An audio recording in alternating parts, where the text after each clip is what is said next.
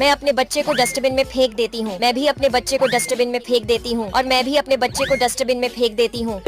ओए पागल लड़कियों, तुमने अपने बच्चों को डस्टबिन में क्यों फेंका? ये हमारे बच्चों के रूप में राक्षस हैं। रुको, मैं अभी चेक करता हूँ। रोबोट बेटा जल्दी आके चेक करो।